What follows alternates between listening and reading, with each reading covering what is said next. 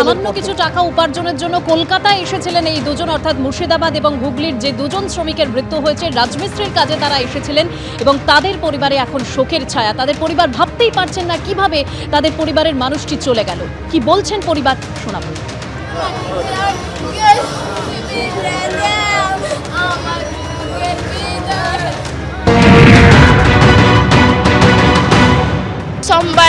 সোমবারের দিন বার হয়েছে বাড়ি থেকে কাজে দিয়ে কাজ যাইলো, সেদিন কাজ করলো না, রান্না করে খাইলো দিয়ে বুঝলো আমি মঙ্গলবার থেকে কাজে লাগলো, তাই বুঝলো আজ 23 দিন কাজ করা হইলে 22 দিন দিয়া ওকে বুঝলু তুমি ওই কাজ করতে পারবে না, তুমি বাড়ি চলে আসো। বুঝলো না ঈদ খান অব্দি কাজ করবো, দিয়ে আমি বাড়ি চলে যাব।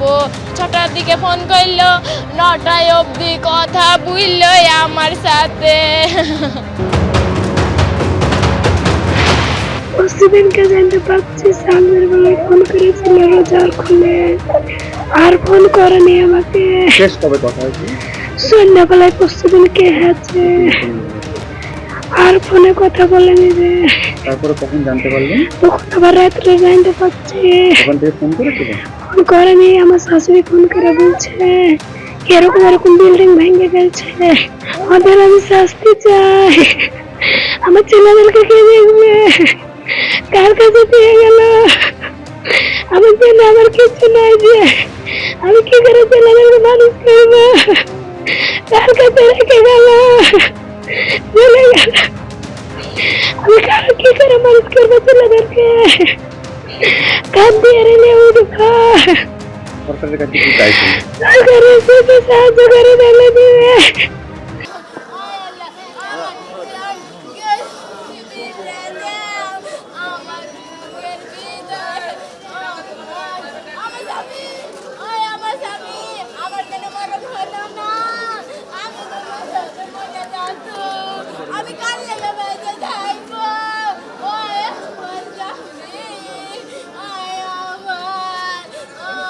দেখো, গতকাল পর্যন্ত 9 জনেরই ময়নাতদন্ত শেষ হয়েছিল এসএসকেএমে। এই 9 জনের মধ্যে 8 জনের দেহ গতকালই পরিবারের সদস্যদের হাতে তুলে দেওয়া হয়েছিল। বাকি ছিল শেখ আবদুল্লার দেহ। তার দেহ আজকে তার পরিবারের সদস্যরা নিয়ে খানাকুলে তাদের গ্রামের বাড়ি, সেই বাড়িতে রওনা হয়ে গেছেন। 18 বছরের শেখ আবদুল্লাহ তিনি কাজ করতেন স্বর্ণকার হিসেবে ভিন রাজ্যে তিনি কাজ করতেন।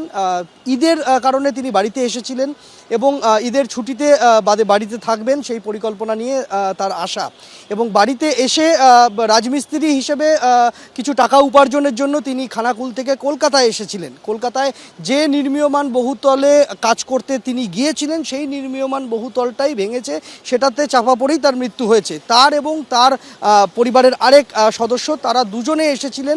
একজন মুর্শিদাবাদের ভগবানগোলায় শেখ নাসিমউদ্দিন, আর শেখ আবদুল্লার বাড়ি খানাকুলে, তারা সম্পর্কে আত্মীয় হন। এই দুজন তারা ওই নির্মীয়মান বহুতলের দোতলার অংশে, পরিবারের সদস্যরা বলছেন রাতের বেলা শেষবার রাত 9টা নাগাদ তাদের সাথে ফোনে কথা হয়েছে। ফোনে কথা হওয়ার পরে তারপর আজকে এই দুর্ঘটনা যে রাতে ঘটে তার পরদিন সকালবেলা আবার ফোন করার কথা ছিল পরিবারের সদস্যকে, সেরকমটাই আবদুল্লাহ তার স্ত্রীকে বলেছিলেন। তারপরই রাতে দুর্ঘটনা ঘটে। এই দুজনকে খুঁজে পাওয়া যাচ্ছিল না। দিনভর গতকাল তারা খোঁজাখুঁজি করেন পরিবারের সদস্যরা। শেষমেশ বিকালবেলা গিয়ে ওই কংক্রিটের চাঙড়ের নিচ থেকে তাদের দুজনের দেহ পাওয়া যায়। পরিবারের সদস্যরা দেহ নিয়ে রওনা হয়ে গিয়েছেন খানাকুলের দিকে। এই মুহূর্তে এসএসকেএম হাসপাতালে আরও 3 জন চিকিৎসাধীন রয়েছেন। এই ট্রমা কেয়ার সেন্টারেই 3 জন চিকিৎসাধীন রয়েছেন। 3 জনের মধ্যে একজনের শারীরিক অবস্থা কিন্তু বেশ আশঙ্কাজনক, তাকে ভেন্টিলেশনে রাখা হয়েছে। তার পায়ের যে সমস্ত শিরা ধমনী রয়েছে সেগুলো একেবারে থেতলে গিয়েছে, সেগুলিকে আবারও আগের মতো অবস্থায় ফিরিয়ে আনার একটা চেষ্টা করছেন চিকিৎসকেরা। গতকাল একটা ছোট অস্ত্রোপচার হয়েছে, তাতেও যে তার পায়ের ওই পা আবারও পুরোপুরি কর্মক্ষম হবে কিনা বোঝা যাচ্ছে না। শরীরে আরও আঘাত রয়েছে তার। 3 জনের মধ্যে একজনের শারীরিক অবস্থা যথেষ্ট ঝুঁকিপূর্ণ রয়েছে বলে চিকিৎসকেরা বলছেন। বাকি 2 জনের শারীরিক অবস্থা স্থিতিশীল। চিকিৎসক দল প্রস্তুত রাখা আছে। দুর্ঘটনাস্থল থেকে আরও যাদের উদ্ধার করা হচ্ছে বা হবে তাদেরকে এখানেই ট্রমা কেয়ার সেন্টারে নিয়ে আসা হবে, রেড জোনে তাদেরকে ভর্তি করা হবে, এবং তার জন্য চিকিৎসক দল, মেডিকেল টিম প্রস্তুত রাখা হয়েছে গতকাল বিকেলের পর থেকেই।